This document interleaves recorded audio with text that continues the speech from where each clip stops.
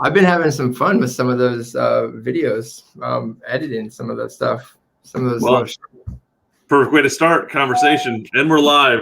Hey, everybody, we're live on YouTube today because our StreamYard doesn't like our Facebook link for some reason, so we're going to be popping this back over to our Facebook channel here later today, as soon as the video gets posted. But everyone, thank you for hopping on Agents Who Win. 11 o'clock today on Friday. I'm talking with my team member and partner, Don Sprenkel with eXp Realty, Todd with Home Selling Team. We are branding today. We got all kinds of good swag going on, good stuff. Anyway, so I wanted to talk to Don today because we've got a lot of new agents joining the group and a lot of new agents joining the business. And Don is coming into the business. We're on what, year 2 now? I'm in my first full year. Yeah. So I started Perfect. Yeah. So I wanted to find out one, this is a second career for you, but why real estate? Because you're a firefighter by trade. And, ironically, we're talking to a lot of people that are in the fire departments have second jobs, which I totally understand. And a lot of them are going after the real estate avenue. So why did you choose real estate? Like you said, and first, let me just say, I appreciate you having me on here today. Yeah. I think you've had a lot of great people on here, so I'm honored just to be in that guest lineup as well. For me, like you said, firefighters typically always have a second job. Either they have a second, third job, or they work a lot of overtime. And part of that is because, number one, we don't get paid as much as some people might think we get paid, but two, the schedule is very conducive. We work 24 hours on, we're off for 48. And so you really only working 9-10 days a month. So there's a lot of time in between there. So it's easy to have a second career if you want. And there's a lot of guys that have other businesses. So that was, I was always working 2 or 3 other jobs at the time. As far as real estate goes, I think that was more like a lot of people. It's in the beginning, especially, it's like you see the opportunity in the money, right? I mean, let's be real here, but that's why you look at it, you're like, I think I can make some money at this, and I had other friends that were firefighters that were also in real estate. And they were able to have a pretty decent second income from that. So I was like, well, if they can do it, I should be able to do it as well. And that was kind of my line of thinking. And I didn't have too much of a plan at that point. I signed up for the class that I was going to dive in and we'll go from there at that point, So it's funny. One of our other team members that works at the station, Aaron, he's like, I'm in my engine last week or whatever. And all 4 of us are real estate agents. It's like, how many in the department are agents? And I'm like, are you guys going to your next listing appointment, which is a potential burn down, or what was that?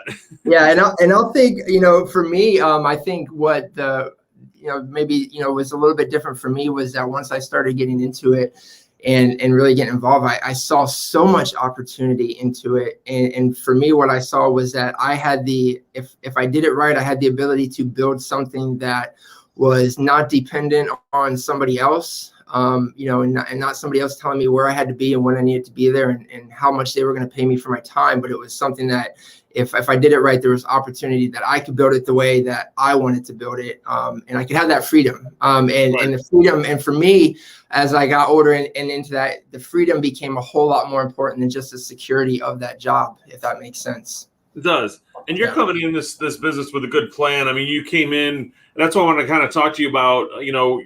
Every agent's trying to figure out, what do I do? How do I get business? And because they're all coming off second careers, or can I quit my current job and go jump in full time?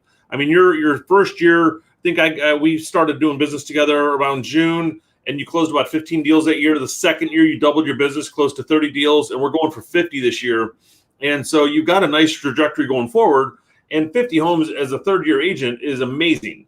And if we can get, we sat down, we developed a plan of how many, things that have to happen to get there. But you went after the path of FSBOs and expireds. What made you choose that? In the beginning, not knowing any better, I didn't, especially being in a seller's market, I think that was part of the question that had been floated to me too, with being low inventory. Well, at the time, I didn't know what a seller's market versus a buyer's market was and what all that meant. So that was kind of relevant to me. And It was actually how I got started with that was I got my license and I was like, okay, now I'm going to start. Now what do? I got to start getting business now. And just as I had gotten my license, I saw a friend of mine, a college roommate, really good friend of mine. We played football together in college and we roomed together. I saw that he was actually in real estate and he, he'd been doing it for a couple of years and I didn't even realize, he was at that because he had a couple other businesses before then. So I called him and, I asked him, what do you got going on? I just got my real estate license. Like, tell me what you're doing. And he said, do you want to talk about real estate or do you want to go down the rabbit hole with me?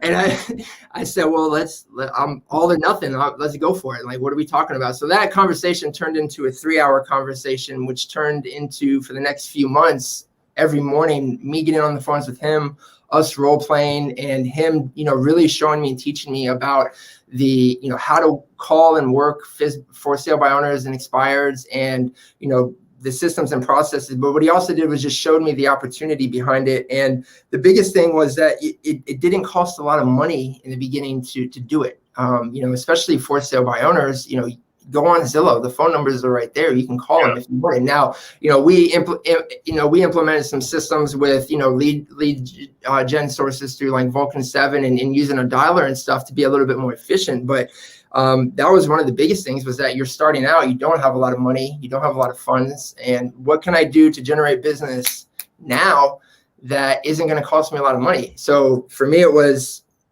if that's what I need to do, well, then let's do it. I don't have a problem talking to people. Well, that's the other part is like people think we are in the seller's market and we are, but there are people out there who are going to be for sale by owner, who are going to be expired. And like, why is that listing expired? Well, it's price, condition, location. Yeah. That's why things expire. So what can we fix? The price and the condition. We just can't fix the location. So once we fix the location, once we fix the condition, we can get the right price. Well, then that'll sell because of the location. Yeah. And the FSBOs, why aren't those selling? It's a seller's market. You're seeing stuff 4 months later come back to you. Yeah, and even in this market, those are conversations that we have with those for sale by owners. And even if you're listing it with an agent, right now, is that even if it's low inventory and deemed a seller's market, you still, the presentation, the promotion, and the pricing on it, you still have to hit those 3 pillars and those things. If you want to get, at this point right now, you can put a sign in the yard, get attention. That's not hard to get the attention right now because of the low inventory. But if you're trying to get the most money for your house, if you're trying to get the strongest and best buyer for your house, well, then there's still work that goes into that. So all of that in that regard is just helping educate them through that process. And as far as being a seller's market too, in that world, like, to me, that's great. That just means that there's more sellers, there's more opportunities. You know what I mean? Yeah, you get them in the right spot, and they'll sell. But you've got a follow-up system that you're doing, because some of these guys, like I said, 4 months later, you're getting people calling you back wanting to list because they still haven't sold. But so you get a for sale by owner, you get expired on the phone, which is a trick. Once you get them there, what is your process to stay in touch with them to get them to the listing point? Yeah, so the fortune, as they say in the follow-up, is definitely 100% true.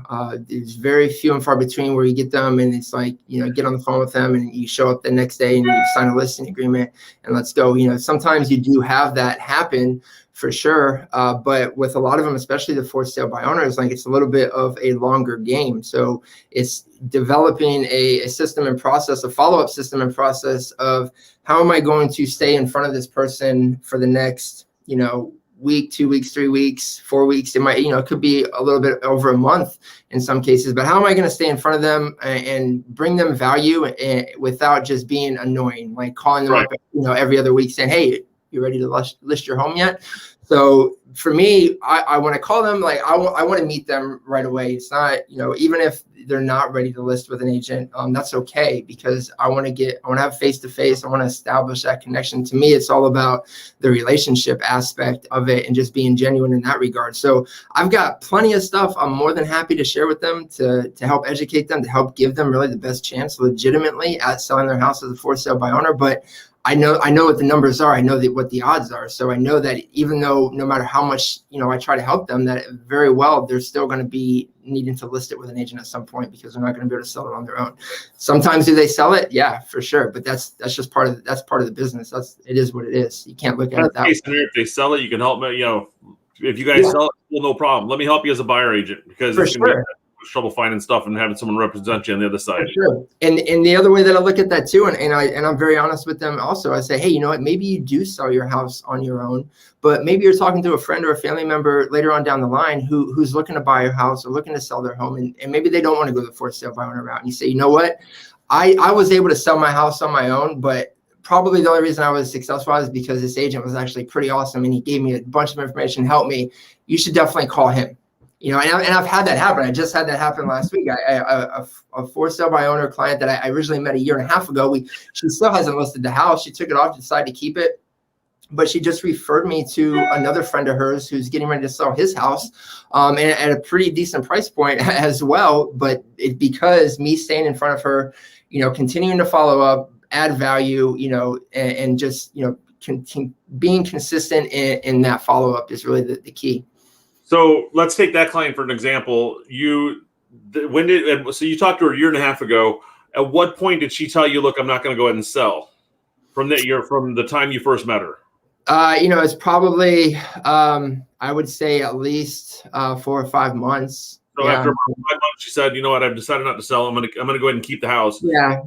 Now we're a year later. What was your process during that last year of what kind of value were providing her? Were you on a drip campaign or were you providing her personal like follow-up stuff? Yeah. So, I mean, you know, I think it's important, you know, in talking about the follow-up with people that you're actively going after, you know, or, you know, talking with, and also people that are just in your database that maybe aren't doing anything right now that you're not consistently calling, but you need to have, you know, a call system in place to where you can continuously following up with them, because I think phone conversation, aside from face-to-face conversation, is definitely the most powerful. But then also, you know, emails in place that are following up with them for a length of time, because even if we're not talking right now, if they're not actively buying or selling, I still want them to see my face as often as possible. But I don't want to bombard them. So you know, I have email drips in place, even texting drips in place, depending on the type of lead and where we're at in the process.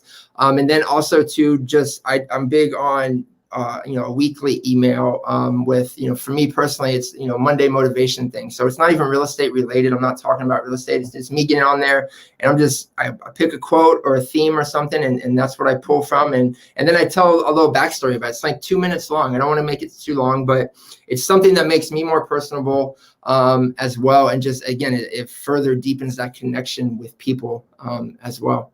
So most of our drip campaigns are about why to buy, why to sell, why to refinance, things like that. You kind of taken it away from real estate, which is great, and probably going to get a lot less unsubscribes than we would on a normal, here's your 2-year drip campaign, you know, some stuff that's pre-formatted that everybody uses. Yeah. You know, you do something that's a little bit different than everybody else. You do a ton of video. Mm-hmm. And, you know, so I think I remember you telling me the story. You're at one of your expireds that you called at 7:59 in the morning. We're there at 8:30 for the listing appointment, and got it listed, got it sold, helped her buy something.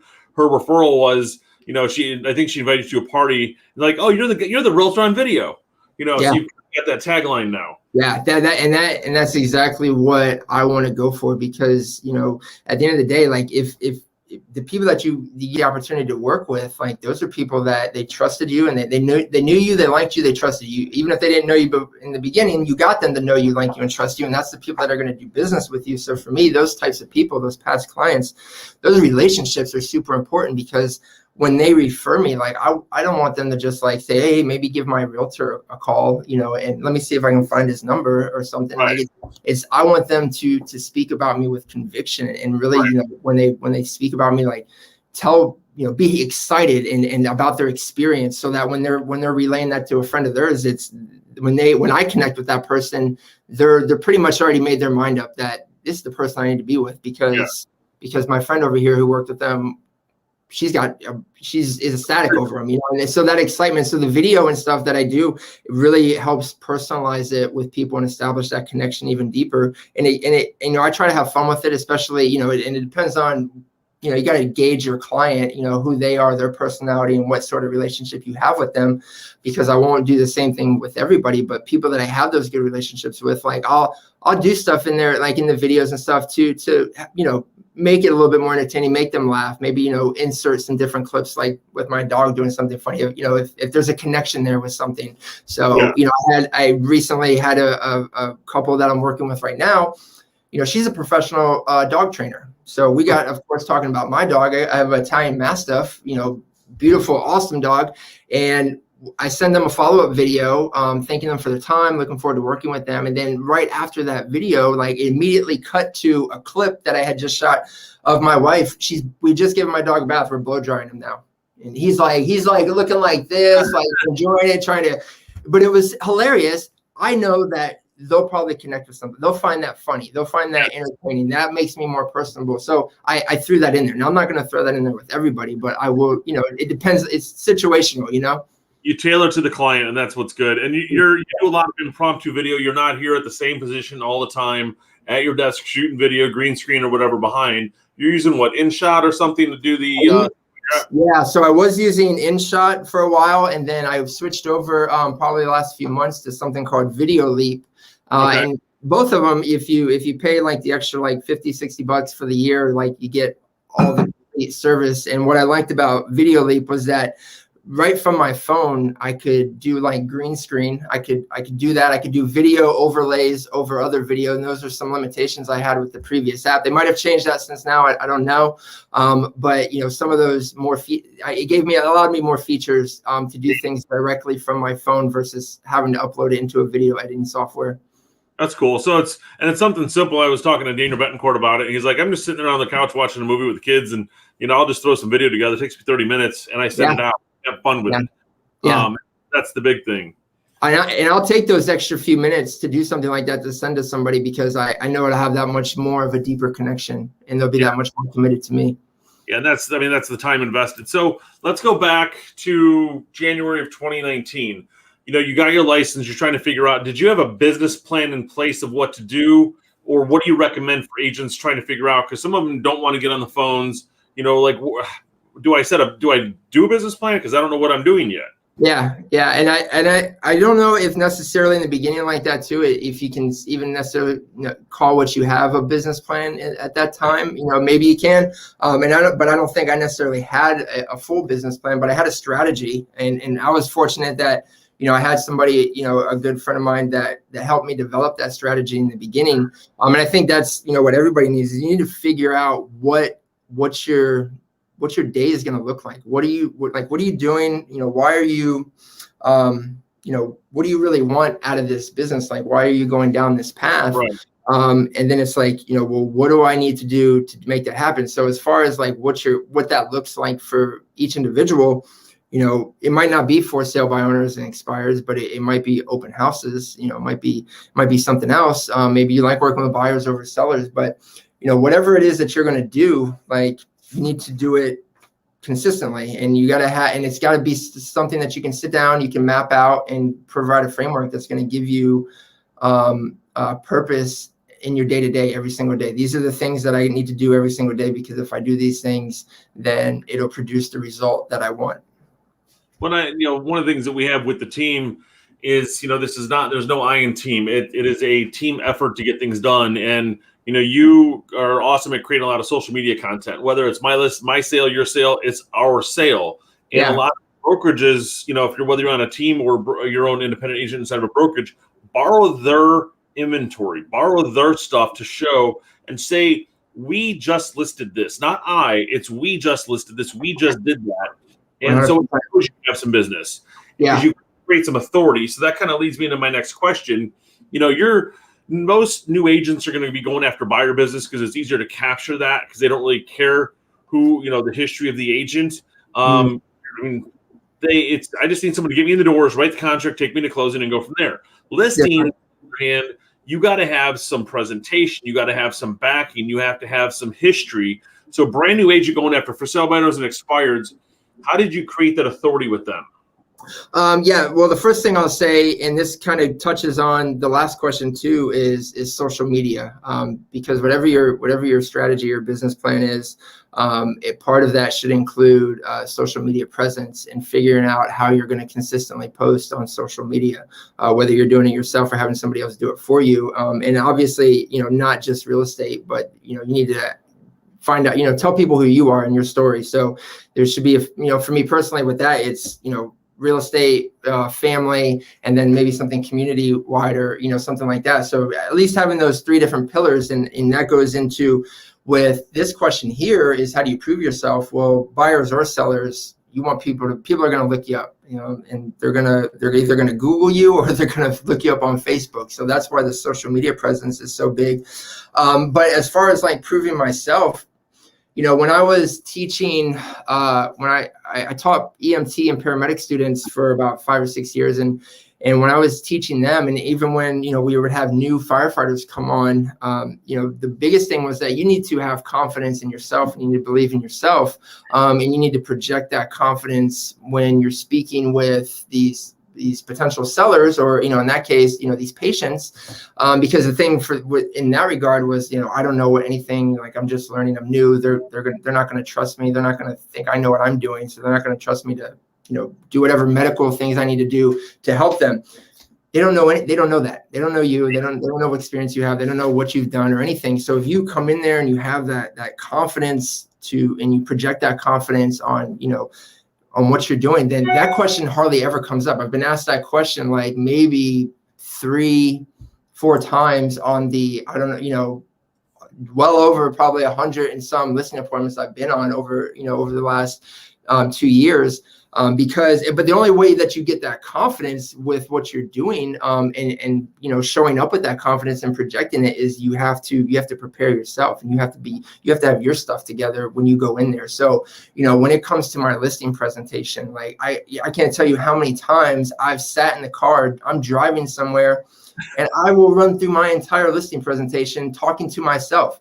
And that sounds funny, but I put it up. I had it up on my bathroom mirror for a long time because I didn't want to script it, but I at least had to write down my script, at least for now, because I needed to internalize the message I wanted to convey in the flow of that conversation, because you want to take them you want to tell a story, you want to take them on a journey during that listing presentation. But you have to have it internalized, because if you don't, you're not going to project that confidence. And if you're not projecting that confidence, then that's when those questions come up, like, well, how long have you been doing this? Well, how many sales do you have? Because now they're starting to wonder. And that's where, if you are brand new and you're doing that, and they do ask those questions, leverage team, leverage the company. Absolutely. Yeah. And if it does come up, you be honest with it. And I never had a problem being honest with it, because I knew how much work I had put into it in such a short amount of time that I'll tell you all about it. I'm happy to tell you about it, because I want you to see how dedicated I am to it. I want you to see how committed I am to it. And I want you to see that I'm probably going to work harder than anybody else, right, that you're interviewing right now. So yeah, by all means, I'll tell you exactly about it. And leveraging the team for sure. I mean, social media, like I'm fortunate to have a good amount of business going on, but even, when it's been slower and stuff, like that's the power of the team or your office, is leveraging those other things in there, and finding opportunities again to let people know that you're in real estate. It doesn't even necessarily have to be a house that just sold. Maybe you're going to show some homes and there's some bad plumbing in there, some bad electrical. Maybe you're going to a house that's 100 years old. How many people have seen the inside of a 100-year-old house? Put that as your tagline and shoot a video and go live on it. I'm sure you get some people looking at it. Keep doing stuff. My dad told me when I first got started, we were talking about just how to build the confidence. I was 25 getting started in this business. I had the real estate background from buying and selling houses and growing up in the business, but I didn't have the confidence that you're talking about.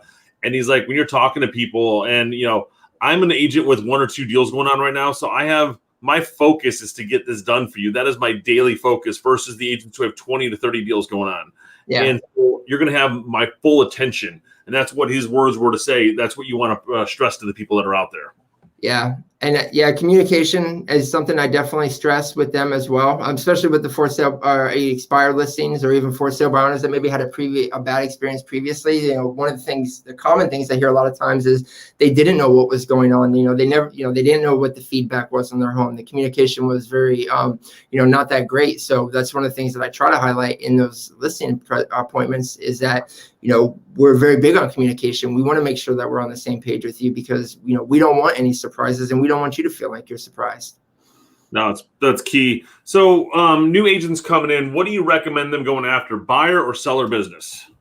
I think, it depends on what, I got some notes here on that. I think it depends on, really what is, you're most comfortable with. And you got to figure out what kind of client, what your perfect client is. If you've ever heard, people talk about, what's your perfect client avatar or whatever. Right. But I think in the beginning too, looking at also what's going to bring you business the fastest, and what your situation is in that regard. Do you have another job right now that you're still working? Or is this it? So how soon do you need to get that business? Because if you're hoping to just get business from, your sphere, well, that might take a little bit of time to build that up. But if it's business right now, where it's either, you can buy leads, you can join a team that, can help you with leads, or you can, get on the phones and call people. You can go do open houses and try to find more, buyers that way. But I think whatever it is that you decide that you want to do, that's going to fit your schedule and where you're trying to go, I think the biggest thing is you need to do it consistently. You need to have a framework and you need to have a plan on what that's going to look like. Because if you don't have that framework and plan, if you don't know, okay, what does my Monday, Tuesday, Wednesday, Thursday, Friday look like? Well, then you can't be consistent, and it's going to take you, even if you start to get more and more business, it's going to be inconsistent. And it's going to take you so much longer to generate, a lot more transactions and deals than if you, really buckle down for, the first 1 to 3 years and say, this is what I'm going to do, and I'm going to hit it hard. And that's how I'm going to build up more of the inbound business at that point. That's what you want to keep pushing. And one of my first manager told me, he goes, buyers are liars, listers last, but you want to get paid quickest, start doing open houses. So that weekend I was out doing an open house, this is back in 2000. So, put as many signs up as you can. Guy walks in and wants to buy that house. I was like, this is easy. Shit, this is an $8,000 commission. I'm going to do this every weekend. I'm going to make a lot of money. But, it doesn't happen every time somebody walks in an open house, they're going to buy that property. But, and I was spoiled with that one because it was a nice quick check. So find the buyers to get the quickest paycheck. Now, obviously the listings are selling like hotcakes right now, but normal buyer business, you're going to get them in and get paid within 90 days. Yeah. So, I guess it's like you got to figure out that plan of, if you're going to go after buyers, have a plan to find those buyers if it's not your sphere, and figure out what your ad spend is going to be, and figure out where you want to spend that money to bring the business to you. If it's listings, if it's sellers, then obviously you want to make sure you have yourself down. Are you going after FSBOs, expireds, express offers, or any other type of listing type business? As an investor coming into the business, when I was getting in at 25, I had spent the previous 6 years buying and selling properties. So that was my focus then, going after distressed properties for listing. So my business partner was still buying. So I was like, anything you don't buy, give it to me. I'll turn it into a listing.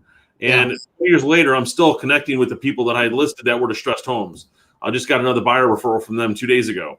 So it's like, just stay in touch and, figure out your network, figure out how to work that. I think it's looking at it like an actual business too. A lot of people, this is a second career for them or a career change for them. And they're coming from, the employee workforce, a lot of times the employee quadrant. And they're trying to shift over to the, what they think is the business owner quadrant, but it's really self-employed quadrant. At that point, you're not working for somebody else. You just own your own job. But if you continue to look at it that way, though, like looking at here, like you're just gonna wing it and see what happens. Well, then, that works. But maybe you're probably not going to get to, you're not running it like an actual business. And if a lot of people that get into this, and it's some of the reasons why I got into it as well was for the opportunity that can lead you to the time and the freedom that you're looking for with your family, and just to do the things that you want to do in that income potential, well, then you have to look at it long term, like, as a business. So and when you're looking at it as a business, well, that involves creating a plan, creating a structure, and consistently following that plan, whatever it is, because there's a million ways to make an income in real estate in so many different ways. Figure out what those 2 or 3 things are that you want to do, and then do it every day. Yeah, that's the key there. So I wanted to kind of fast forward, second year in the business, you're standing out a lot. You're trying to push yourself to 50 deals. What are you doing besides the for sale by owners and expireds, I guess, with that to stand out the most to your database, and what other things are you working on? Yeah. So the only reason why I don't have to call or go after so many for sale by owners and expireds like I did in the beginning, and is because and why I don't have to do that now is because of everything that I did then. Like, so everything that I've been doing, everything that you do now is going to pay off later on. So whether it be 90 days or whether it be a year from now. So, there's business that I have and opportunities that I have coming in from people now that, it just, I say, falls in your lap, but, it's inbound type business that you're not going after, is because of all the consistent work that I put in over the last year and a half, 2+ years now, of being consistent on staying in front of people that are in my database through, emails, Monday motivations, monthly market updates, being consistent on social media with what things that I'm posting, not just real estate related, but, other things too, that really just get people to know me better. And then also finding opportunities to continuously talk with people and establish connections, because again, the fortune is in the follow-up. Like, a lot of my business right now are people that have been in my database. We've been talking for months and months, but if I hadn't stayed in front of them all this time, well, then, I wouldn't have as much stuff in the pipeline that I have now. So, what the focus on, like, continue that going is, again, it's, for me, for example, if I don't want to prospect for sale by owners and expireds all day long, and there's nothing wrong with that. There's some people that enjoy it. They want that to be the bulk of their business. And I think it'll always be part of my business, but that's not exactly what I want my business model to look like. So if you put in that initial work in the beginning, and you're smart about, and you think about it like a business, and you're smart about your finances as well, I think that's a big aspect, in looking at that. You're smart about, with what you're doing with your money. Well, then once you get into year 2, year 3, year 4, then you've allowed yourself, options at that point to maybe build it a little bit more the way that you want it to build it, now that you've built up some of your sphere in that inbound business. So I dropped a hieroglyphic at the bottom. I wish the YouTube channels would give you a nicer link to post, but what we've got here is Don's newest project, which is his YouTube channel, where he's driving business inbound. It takes time, and it takes time to get it going. But people go on, look and subscribe to his channel, look at what he's doing, and he can give you some advice on how to build a YouTube channel. It's the idea behind the YouTube videos is it's going to be a relocation buyer coming in. They've got to buy something because they're searching, moving to Orlando and stuff. And, our average price is $325. You're typically getting about a 25% bump in average price range. And those are qualified buyers. It's just not Johnny coming in wanting to, look at investment properties for $50,000. So talk about that for a second, Don. Yeah, that's been good. I mean, the thing, I got that, from some guys out west that were doing that. I'm sure some people that anybody's watching this are familiar with them as well. But the whole idea behind it was, I'm not out there on that channel saying, hey, this is Don, I'm with, EXP Realty. I'm an awesome realtor. You should come, buy your house from me. It's me getting out there just in the Orlando metro area, going to different areas, doing, vlogs through those cities, or talking about different topics concerning moving to Orlando, pros and cons, cost of living, best neighborhoods, or, where's, just different things about having to do with Orlando, to try to help people access all the information they need to help them make the best decision. And through that, there's call to actions in there. Call me, text me, email me. There's those, things in there built in for them to reach out. And it's one of those things where it doesn't, right now, I think I've been doing it for a little over 3 months. I have like maybe 100 subscribers right now, which doesn't sound like a lot, and it's not a lot in the grand scheme of things, but out of those 100, I'm already working with, 3 people that have reached out to me, and one of them has already come down here to look at homes they're moving. We're planning to move in the next couple months, and we've already started that process. They've already made one trip down here. So again, it's something that if you consistently do it, it's going to start to grow more and more, and it's going to start to bring in more of that inbound business that you're potentially looking for. And what's really great about that too, in video in general, is like when you're calling for sale by owners and expires and those types of leads, like, you're one of 20, 30 other agents that might be calling them. It's a lot harder to establish yourself. You're much more of the seller at that point. You're trying to sell them. You're trying to sell them something. When it comes to YouTube and even like video in general, when people start looking at more and more of that video and they start watching you on YouTube, when they talk to you on YouTube, from whether they see you on YouTube or they just see all your other video content, it changes the dynamics of that relationship a little bit, because, in their mind, you're almost like a little bit quasi, I don't want to say celebrity. I think that's a bit much, but it gives you, I guess, a little bit more leverage in posture. You're able to posture a little bit more because the video about it, it makes you seem like, you must be pretty awesome at what you're doing. You're out here shooting all over Orlando, shooting these videos, or, it's not hard to make it look almost 100%, almost 100% everything I do a lot of times comes right from my phone video. Even some of the videos on YouTube, because of the editing, and it takes an extra few minutes, to maybe just jazz it up a little bit, and it doesn't have to look semi-professional, but you don't have thousands of dollars in equipment to go produce. There's so many things you can do with it. And you can invest in a few things to make it, even, tweak it just a little bit to make it, a little bit more professional from the standpoint of, I have wireless microphones, I have a gimbal and everything. I don't want the camera to be shaky. I want my sound to be good. Those are some of the things that are super uber important no matter what. But other than that, man, if you just, take a little bit extra time and focusing on that connection. But again, the video they're watching you doing things, and it just kind of gives you a little bit of leverage and creating a little bit more posture with those conversations. So now you're not so much the seller. Now you're almost more like the buyer at that point.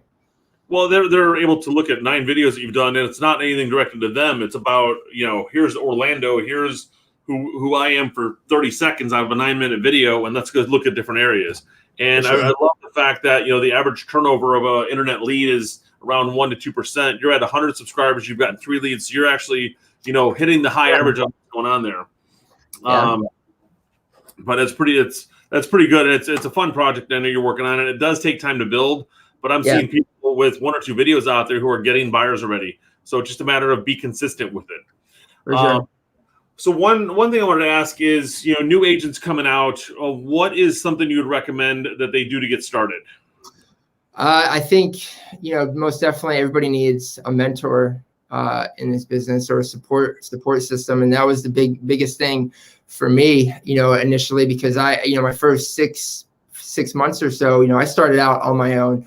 And that was rough, and it was rough because I was making contacts. I was going on appointments. I wasn't converting anything. Probably my first 30 appointments, I no after no after no after no. And so then, that what I realized was that, like, there was so much more that I didn't know. And there was so much more that I hadn't been exposed to. So I did need help. And if you can take the focus out of, the commission splits, everybody gets hung up on the commission splits, and I did the same thing at first too. It's 100% commission. I got a handle on this. I'm a smart guy, right? I can figure this out. But you really have no idea, I don't think, until you really get in there. I mean, if your only goal is to sell a house a year or 2 houses a year, then okay, cool, yeah, go do that. That might be the best thing for you. But if your goal is to actually have a legitimate business and change your entire career path, for something that's, maybe even bigger and better than what you're even currently doing, well, then you have to think about it like a business. And there's no business that doesn't have expenses. There's no business that's making 100%. of it. So, you looking at it and get out of the employee mindset when it comes to the commission splits and look at it more of a business ownership mindset. And whether that's, being on, even if you're on a team, like, being on the team right now, there's a lot of value I get out of that in so many areas that to me that, it's worth it at that point because, I'm not just focused on the commission split because there's a ton of opportunities, especially with our model. There's a ton of opportunities to generate other income and grow your income as well. So you get the leverage when you do the team. Yeah.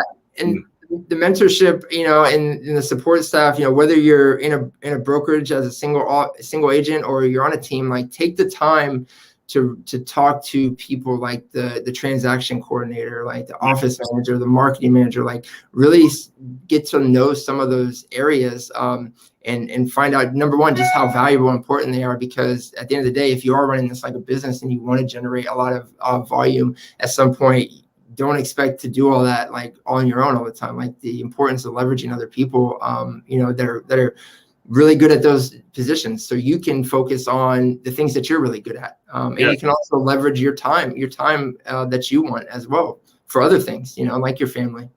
Well, and it's, the biggest thing with the especially team stuff is you've got a lot of support there with the transaction coordinators, the marketers, and you do a lot of your own marketing, but you've got let the properties, you're doing your individual stuff for marketing to help promote yourself.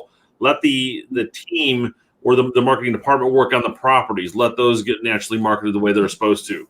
Let the transaction side, because think about while you're out trying to run around list houses, what's going on with the transactions. We don't know. Like I'm dealing, Brooke and I are dealing on a deal right now where we're getting stuff back from the agent at 10 o'clock at night because we're having a reminder. Can we get this? Our contract expired. I mean, we have deadlines that are due tonight. We need these things back. Yeah. And we have to send those reminders to, oh, sorry, I forgot I fell asleep. Like that's not an excuse because I'll be out of compliance tomorrow because you fell asleep. And I'll save that text message if we had to go to court and say, look, Your Honor, we had to get something done. And, she fell asleep. How does that help us with our deadlines? Yeah. So, and being in this, not for a very long time, a little over 2 years. But, when you think about it from the standpoint of, well, the average agent, over 80% of agents are out of the business within 2 years. And, there's it's not a lot of criteria on to get your actual license. You take the class, you take the test, and now you're ready to go sell real estate and handle the biggest investment for most people of their entire life. So it's no wonder why, you go out there and you talk to some people that have had a bad experience with, with other agents in the past because of, maybe they're not looking at it as a business. They're not treating it like a business. And that's where, overcoming those obstacles on, when it comes to, looking at us the same way you look at other professionals, because nobody goes into like a doctor's office and wants to negotiate their costs and everything, or a lawyer's office. So it's holding ourselves to a higher standard and a higher standard for those around us as well. An expectation. And I think getting at it, having the right mindset, there's so much involved in this when it comes to the right mindset, because this is not a sprint, it's a marathon at the end of the day. And there's so many things that you need to do, on that. So it's really linear, in a lot of ways, because you're going to put that work in, and you're not going to see a lot of results at first. And then, but once you start to see those results, it's almost like it's just like a skyrocket type of trajectory. But you really got to get in the right mindset of, these are the things that I need to do. And you can't just look at it from the, the next Friday, like, my next paycheck, it's way bigger than that. If you want to last and build something that's sustainable. Well, that's the biggest thing is it is not, we want to get people in here who are going to last. And especially the new agents, we want to get them in, get them in the right mindset, get them on the right track, and, keep pushing them forward. So as we wrap up, I wanted to drop Don's Calendly link in here. If you guys want to talk to him, definitely, he's got a nice success plan over the last 2 years and would love to, kind of coach or talk to other agents about what he's done and how we can help build your plans out. Not just local stuff. We can talk to everyone nationally. We're happy to partner up and see how we can help build your business, whether you're new or seasoned or want to just get some secondary ideas. And so, Don, I just want to pop your calendar on there. So if anybody goes on, we've got 15, 30-minute, 60-minute spots for them. And also, I wanted to just announce we're going to be bringing Don in as a co-host on some of our upcoming shows. So look for him popping out there. We're going to be bringing more value to the Agents Who Win page as much as we can, especially talking about FSBO's expireds, role-playing, the YouTube channels, how to do some stuff with that, just the variation of ideas and how we're building businesses bigger. And then obviously we come back on Monday with Daniel Betancourt, my other co-host, to talk about some new coaching ideas. And I think I want to talk about the Zillow acquisition of Showing Time, because that's obviously a hot topic right now. Yeah. So everyone, Don, any final words we got going on here? No, I'm good, man. I appreciate you having me on here. It's a lot of fun. And like I said, it's just all about consistency at the end of the day. So being in the right mindset. So I appreciate it, man. Yeah, I appreciate it. I love the partnership, and I appreciate you coming on today. Everyone, thanks for coming on. Sorry we could not get on Facebook. We're going to figure out why we got blocked with StreamYard on there, but that'll hopefully be fixed by Monday. I thought we were going to break the internet. Yeah, Todd broke the internet. There we go. Agents Who Won broke the internet. Right. Awesome. All right, see you.